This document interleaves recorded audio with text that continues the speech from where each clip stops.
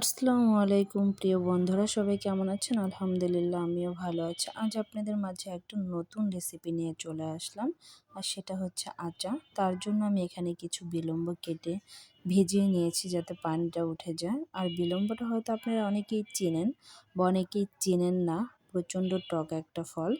আর যারা চেনেন তারা হয়তো এটা জানেন না যে এটা দিয়েও মজার একটা আচার তৈরি করা যায়।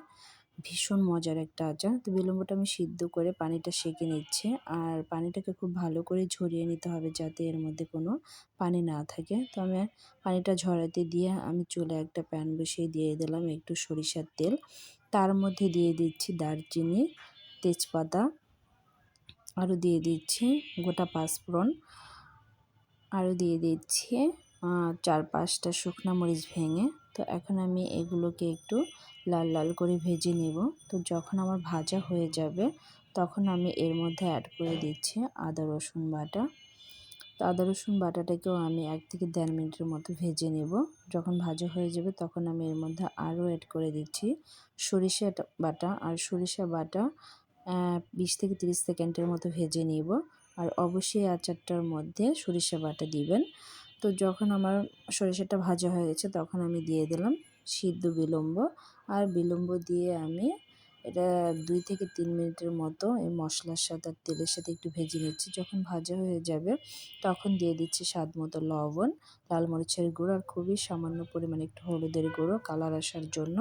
চাইলে আপনারা হলুদের গুঁড়োটা স্কিপ করতে পারেন। তো যখন হলুদের গুঁড়োটা আমি দিয়ে এটাকে মশলার সাথে একটু ভালো করে কষিয়ে নিচ্ছি। আর খুন্তি দিয়ে খুঁচিয়ে খুঁচিয়ে বিলম্বটাকে আমি আধা ভাঙা করে দিচ্ছি। তো যখন আমার ভাঙা হয়ে গেছে তখন আমি এর মধ্যে দিয়ে দিচ্ছি স্বাদ মতো চিনি। আপনারা যেমন মিষ্টি খেতে চান ওই রকমই দিবেন। তো আমি চিনি থেকে যে পানিটা বের হবে ওটা দিয়ে আমি আচারটাকে জাল করে নিচ্ছি। আর ভালো করে নাড়াচাড়া করে দিতে হবে একটু পরপর যাতে আচারটা লেগে না যায়।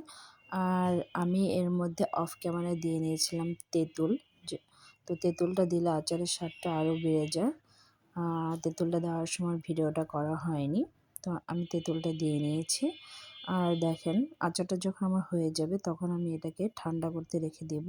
তো আমার কিন্তু আচারটা হয়ে গেছে, আচার থেকে তেলটা ছেড়ে দিয়েছে। তার মানে আমার আচারটা হয়ে গেছে। এখন আমি এটাকে ঠান্ডা করার জন্য রেখে দেব। যখন ঠান্ডা হয়ে গেছে তখন আমি একটা কাচের জারে আচারটাকে ভরে নিচ্ছি।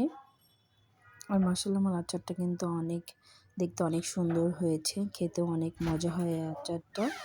আর আপনাদের যাদের এই রেসিপিটা ভালো লাগবে তারা প্লিজ একটা লাইক, কমেন্ট, শেয়ার করে দিবেন। আর আমার ইউটিউব চ্যানেল থেকে যারা আমার রেসিপিটা দেখবেন প্লিজ একটা সাবস্ক্রাইব করে দেখবেন। পরবর্তীতে আপনাদের মাঝে নতুন কোনো ভিডিও নিয়ে চলে আসবো। আল্লাহ হাফেজ।